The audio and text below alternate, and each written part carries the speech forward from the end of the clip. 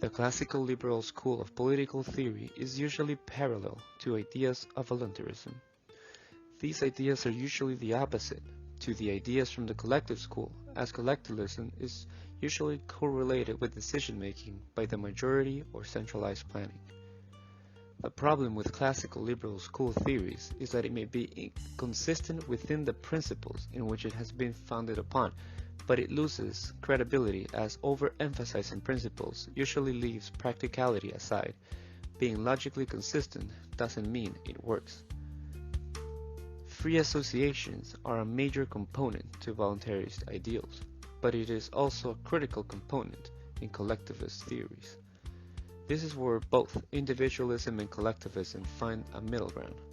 But with the different implementations, voluntarists usually state that people should not be forced into anything by the collective. The only way that this statement has a credible basis from force is if the parties involved have been forcibly involved with the collective.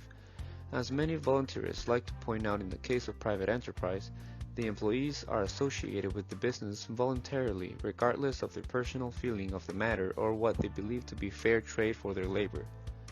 As long as nobody directly and explicitly forced them to work there, they're considered voluntary interactions. This is non-consistent when voluntarists state that any form of collective democratic decision-making goes against of the interest of the minority. This is because everybody involved in the collective are voluntarily associated with it as they see more value on being involved in it than the opposite. This is exactly the same thing that happens in private enterprise. Employees see more value in working for a wage they didn't have a say in than not having a wage at all. As long as the individual has the ability to disassociate itself from the collective, it must be considered voluntary. Why is it important to not have complete freedom? There is a certain amount of information that is available, but not everybody will have complete knowledge of said information. Practical implications may be administered through rules that would be set by the collective for the greater good in the long term. A hypothetical situation to this would be a syndicate of independent fishermen who have learned that when they overfish a certain area, it negatively impacts future fishing. This may happen by interrupting certain food cycles that are crucial for the reproduction of fish, or even a more simple reason is that they don't leave enough fish for it to reproduce. So the freely associated syndicate has decided that they will create fishing seasons where they will give fish the opportunity to reproduce so they can come back and fish some more. This is smarter in the long term, even if it means a loss in the short term. If this decision was taken by the majority of the syndicate, or by the elected representatives, would this work against the freedom of those who don't care about sustainability? The social and economic health of this syndicate relies on these rules to be enforced, and as long as the members of the association see a benefit in staying part of it, it should be considered voluntary. Why democracy? I'm making 2 points here. One of them is that you can enforce rules and ask for more autonomy and logically consistent principles. Freedom and anarchy is not directly related to how much you can do without anybody else imposing you against it. The non-aggression principle may abide to the rules of having freedom limited to the freedom of others, but this does not take in consideration any practical implications that are derived from long-term and indirect effects of our actions. As explained before, the situation of fishermen imposing the rules is just a means for a better and more sustainable fishing industry. Fishermen going against these rules are technically not performing any direct or explicit actions against freedom, life, or property of anybody else, but their actions are definitely having indirect consequences to the long-term health of all the industry and the community. The other point that I'm making is that freedom and anarchy are directly and only related to the amount of power, equity, and voice that you as an individual have within the community, empowering the individual. This means that your vote or opinion in a matter is not worth any less or any more than the vote of any other person in the community.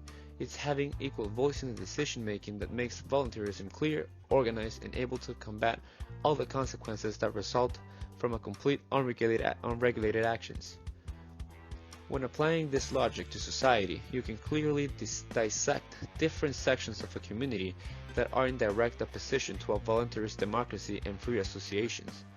In current statist agendas, you will find votes that are worth much more than others by private capital and power interests.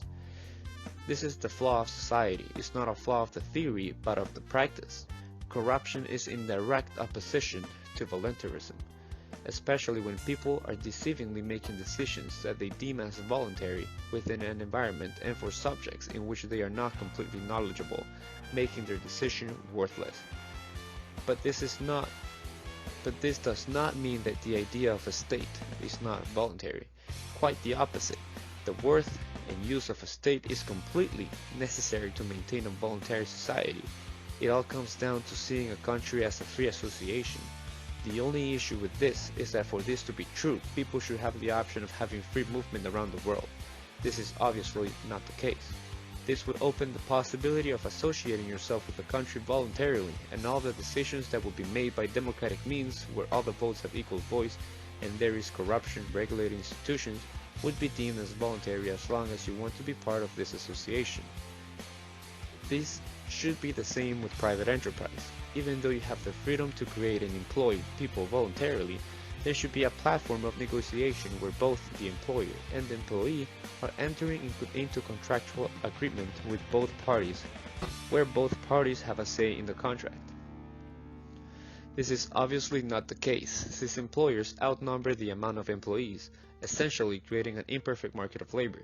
It's now not only a matter of supply and demand for workers, but also of a supply and demand of necessity by the workers. This puts all of the leverage for decision-making into the hands of the employer, who decides to impose whichever policy he deems appropriate. Now, the only logical solution for this is to have a unionization of labor, where the amount of labor in the market can collectively bargain and have a voice in the contract that they will enter in. The employer goes into contract with the union as opposed to each individual worker. This leverages the labor market to a more balanced environment, and of course, a much more voluntary and anarchical society. Both employers and employees will go into a voluntary contract. Unions will act as a free association where they will democratically decide what is in the interest of the workers. For this leverage to actually have a basis, it should be backed up by law. There should be an appropriate process for syndication and also of policies that will maintain the democratic nature of the association.